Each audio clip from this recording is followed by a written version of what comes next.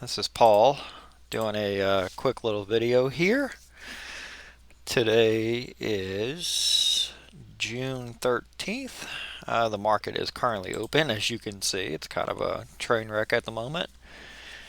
And we're kind of having a down day, so I thought it'd be a good chance to make a video. I was going to make a video on the 15th when the Fed has their meeting, but there's a chance that that might be an update. I'll explain why and what's going on right now.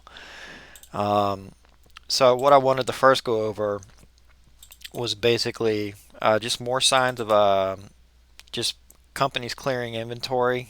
You can call it deflation, call it whatever you want. So I went and walked around the mall. So these signs were kind of everywhere. This is Gap. This is Macy's.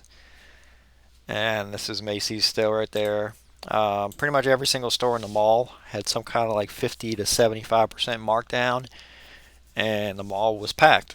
There was people absolutely everywhere.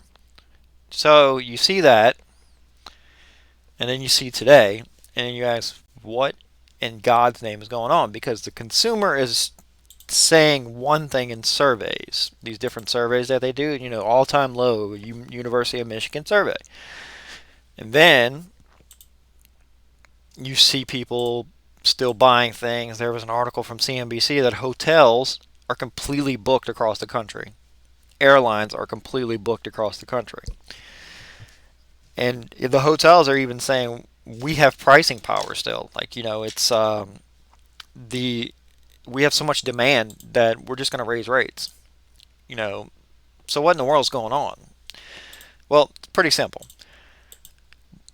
The inflation report on Friday basically said 8.6, which came in higher than expectation. But if you've been paying attention to oil, you should have known that oil is pretty much gone from like $100 to $120 in less than 30 days.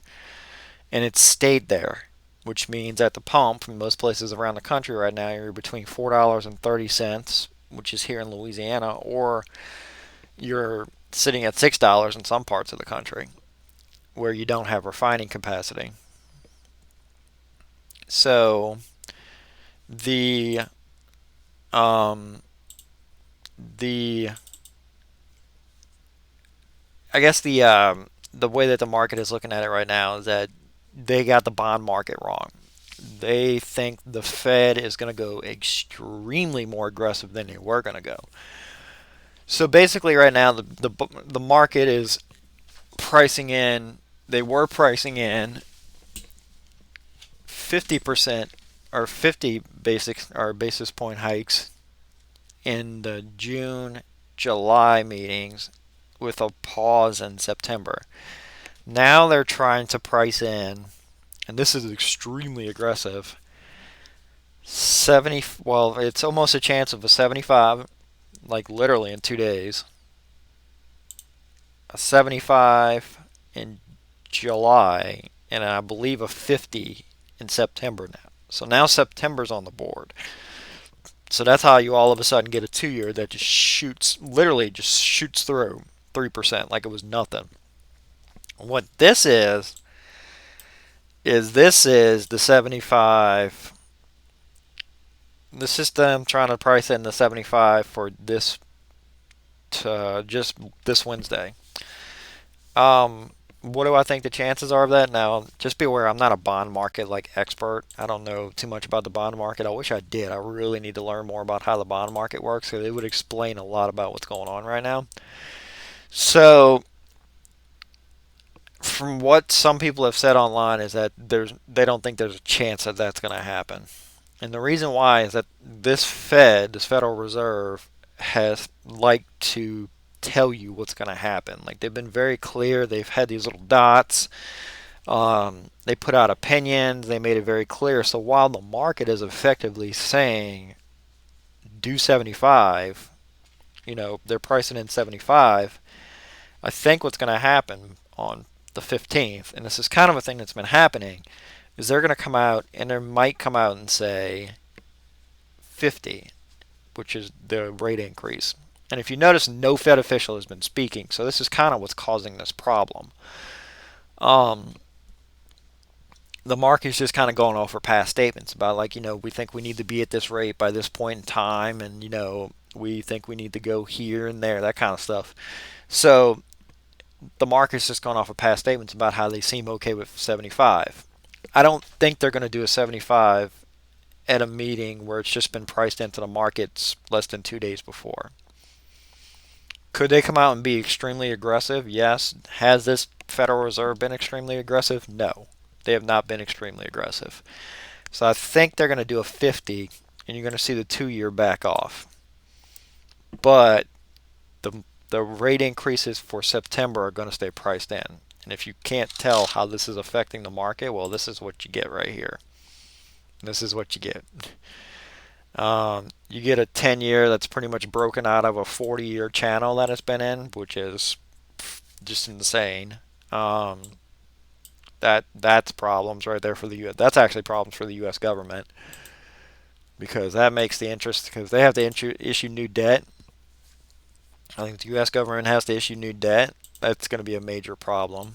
If you own crypto, like if you want to know how much, like, so like kind of what's going on right now, a lot of people are liquidating crypto to raise money. They see people selling. They don't want to be the last out the door. So this is kind of what this is. Especially if you're in Ethereum, any of these other coins that people could be in. There's always been a problem with crypto. If you can't tell, there's too many coins. Obviously, if I have to scroll like this is ridiculous. This is more currencies than the entire planet has. This space has always been primed to just be destroyed. There's too many places that it's trading at different prices and stuff like this. It's like none of this has ever made any sense. You would think you have two brokerages, like this thing should be trading at the same price. But if I go up here to Bitcoin, you can kind of see like it's just these differences. Like nothing's ever made real sense with these. Like this says 670, 623, 675. It. There's too many trading platforms. Like the whole process has never really made any sense for crypto, and then you just have too many of them, so it's too disparate.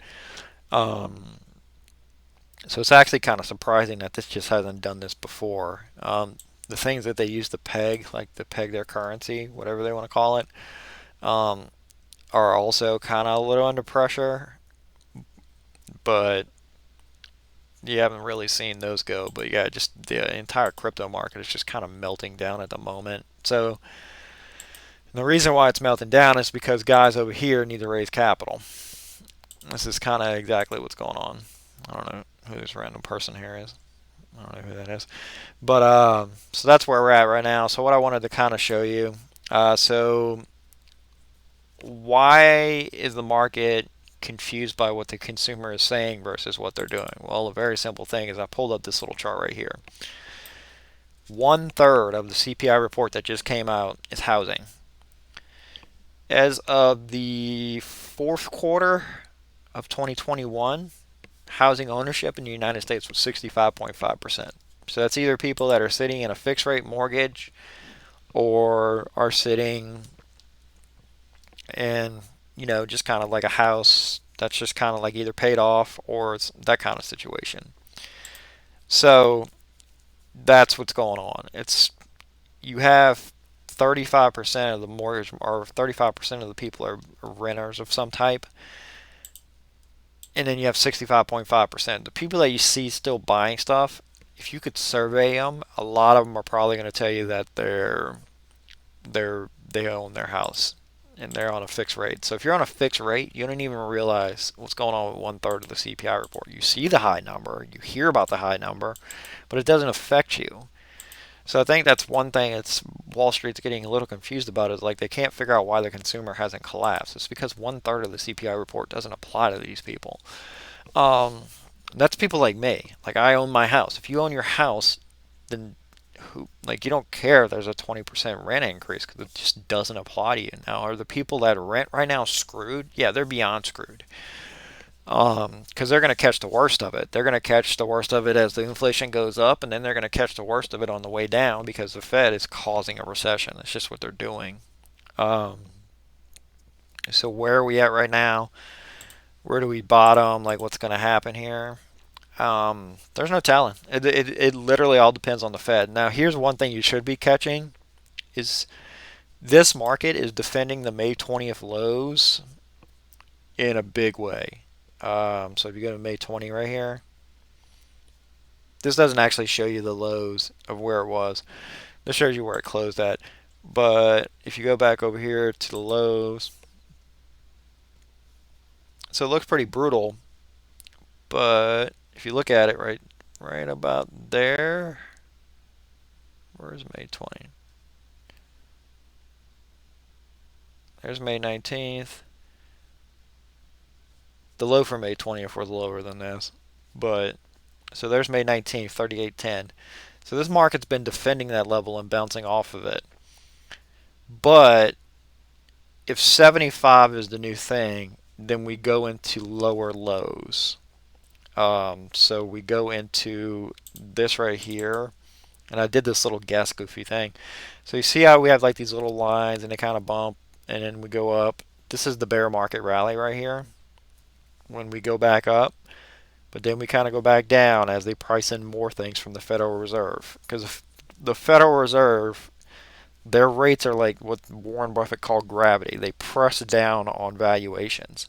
So the higher that the rates go is the lower that we go in the market, because they have to price that in. So we kind of get a little rally here, and then that's bear market rally number one. See how long they go? So they went from May 15th or March 15th basically until about May 15th, when the Federal Reserve came out and said, okay, well, it was originally 25 and 25 and 25. Now it's 50 and 50 and 50, if you can take a guess where this goes. We get a little bottom wherever 50, 50, 50 is, or well, the two 50s, which was been July, or June and July, and then pause in September. Well, now, so we had a little rally. Okay, everything's fine now. We're cool. Everybody's happy. Oh, hold on. New CPI report says we're worse.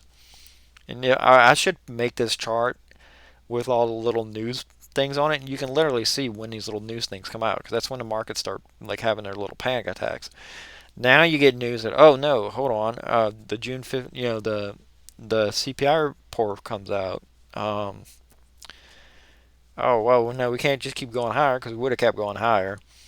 Now we have to price in 75 at this meeting, 75 at the next meeting, 75 in September, which is not going to happen.